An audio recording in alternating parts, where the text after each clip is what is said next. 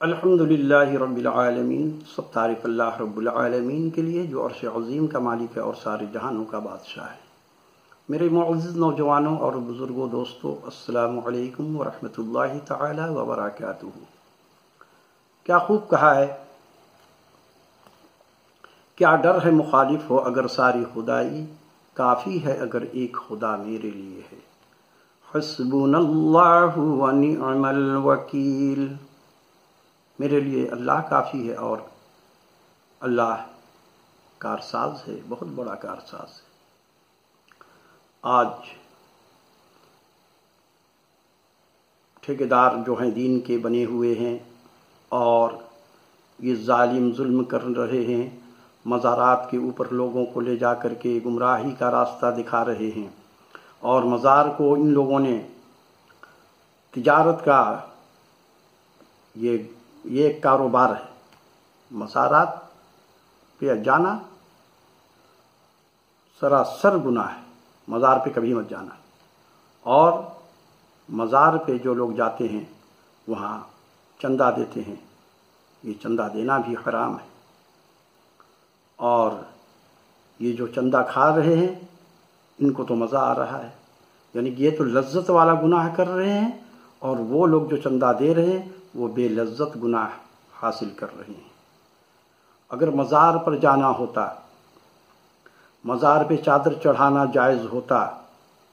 تو نبی مکرم صلی اللہ علیہ وسلم کے روضہ مبارک پر امت صرف یہ چادر نہیں بلکہ سونا کے دھاگا سے تیار کر کے چادر چڑھاتی۔ صحابہ اکرام جنت البقیع میں موجود ہیں، ان کی قبر جنت البقیع میں ہے، ہزاروں صحابہ کی، لیکن کسی صحابہ کی قبر پہ کوئی چادر نہیں چڑھاتا ہے۔ یہ لوگ درس دے دے کر کے اس طرح سے لوگوں کو گمراہ کرتے ہیں، جبکہ صحابہ کا مقام وہ ہے کہ اگر دنیا کے سارے علماء، سارے حافظ، سارے نیک لوگ، سارے ولی سب مل کر کے بھی اگر سب کے مرتبہ کو اکٹھا کر دیا جائے، سارے انسان کی، دنیا میں جتنے بھی مسلمان اس وقت موجود ہیں اور جو چلے بھی گئے ہیں دنیا سے، ان سب کے مرتبہ کو اگر جمع کیا جائے تو ایک صحابہ کی جوتے کے برابر بھی ان کا وقار، ان کی عزت، ان کی حرمت نہیں ہوگی۔ صحابہ کا مرتبہ کے برابر ان کے سارے کی جو مرتبہ ہے، صحابہ کے جوتے کا مرتبہ اس سے بھی افضل ہے، صحابہ کا یہ مقام ہے۔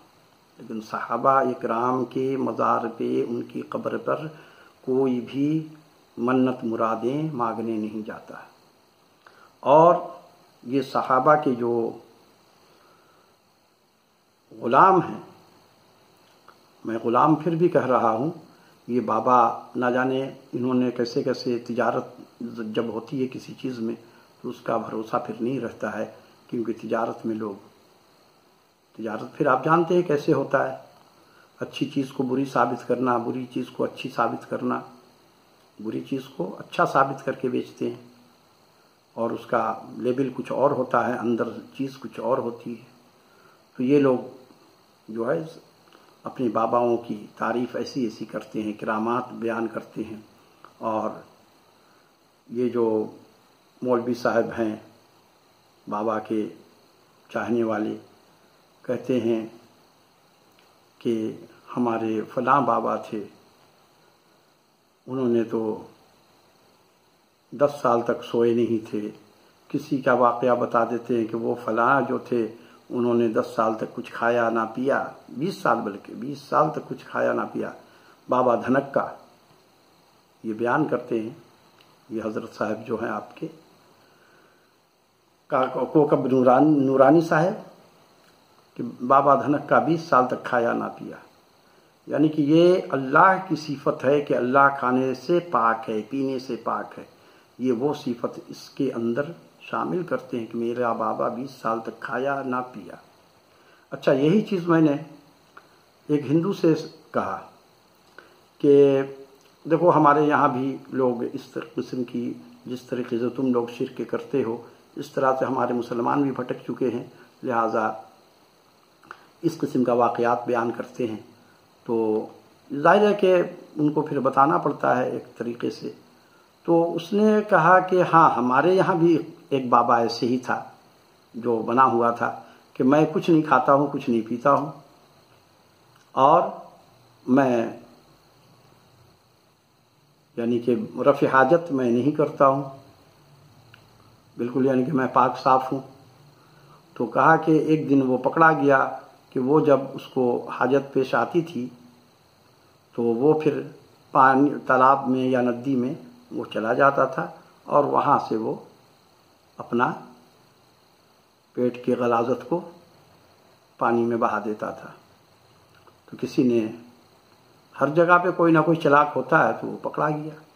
تو دیکھیے یہ دین کے اندر میں بھی لوگ اس قسم کا بنا لیتے ہیں، تو ان کا اپنا ایک دین ہے، تو انہوں نے بھی ان لوگوں کے یہاں پہ بھی اس قسم کے ٹھگ لوگ بیٹھے ہوئے ہیں۔ اگر مزارات پہ چادر چڑھانا جائز ہوتا تو نبی صلی اللہ علیہ وسلم کے روضہ مبارک پر آج سونے کے دھاگا سے تیار کیا ہوا چادر لوگ چڑھاتے ہیں، لیکن یہ لوگوں نے لوگوں کو کہاں سے کہاں پہنچا دیا ہے۔ اور آپ دیکھیے کہ محمد علی مرزا صاحب جو بات کرتے ہیں ان کی یہاں تک تو بات صحیح ہوتی ہے، لیکن آج کل وہ نہ جانے کس کے اشارے پہ کام کرنے لگے ہیں، بولنے لگے ہیں کہ وہ ڈاکٹر ذاکر نائک صاحب کے پیچھے پڑے ہوئے ہیں اور ڈاکٹر ذاکر نائک کو غلط ثابت کرنا ان کا کام ہو گیا ہے۔ وہ صرف ڈاکٹر ذاکر نائک کو نہ کسی طریقے سے جاہل ثابت کرنا چاہتے ہیں، تو یہ چیز ہونا نہیں چاہیے۔ اور یہ لوگ باباؤں کی جو باتیں کرتے ہیں تو میں کہتا ہوں کہ یہ بابا کے جو مزار ہیں ان میں جو لوگ تجارت کر رہے ہیں یہ ارب پتی ہو چکے ہیں، اور پیر صاحب دیکھیے بیٹھتے کس انداز سے ہیں، ایسے تکبر میں نہ ہلتے ہیں، نہ کسی سے ہنستے ہیں، نہ کسی سے بولتے ہیں، اور لوگ ان کے قدموں کو بوسہ دے رہے ہیں، یعنی کہ سجدہ بھی کرتے ہوئے میں نے دیکھا ہے، لیکن یہ پیر صاحب کسی کو روکتے نہیں ہیں کہ بھائی سجدہ تو نہ کرو کم سے کم، لیکن میں نے دیکھا ہے کہ ان کے مرید آ کر کے قدموں میں گر جاتے ہیں، اور یہ جو حال آتا ہے ان کے اوپر، جو جھومنا شروع کر دیتے ہیں، ناچنا شروع کر دیتے ہیں، یہ سب ٹریننگ ہوتی ہے ان کی۔ 1 منٹ میں یعنی کہ مشین آن ہوتے ہی ادھر اسٹارٹ ہوا ان کی نعت، اور قصیدہ پڑھنا جیسے شروع کیا ابھی 2 ہی 4 لفظ آیا ہے کہ وہ دیوانہ ہو کر کے ناچنے لگا، اور ایسا کیا اداکارہ فلم میں ناچے گی، یہ طوائفوں سے بھی اچھا ناچ لیتے ہیں۔ تو یہ مزارات پہ جو لوگ جاتے ہیں وہ اپنا ایمان کا خیر منائیں۔ وہاں اگر مزارات کے اوپر ان باباؤں کی جو یہ شان بیان کرتے ہیں، اگر بابا میں طاقت ہے یا طاقت ہوتی تو یہ لوگ جو مزارات کے اوپر بے حیائی پھیلا رہے ہیں تو بابا صاحب یا تو ان کو جیسے کہ وہ تو ہدایت بھی دے سکتے ہیں، وہ موت بھی دے سکتے ہیں، وہ تو زندگی بھی دے دیتے ہیں۔ جب سب ان کے اختیار میں ہے تو پھر یا تو ان کو سزا کر دے دیں۔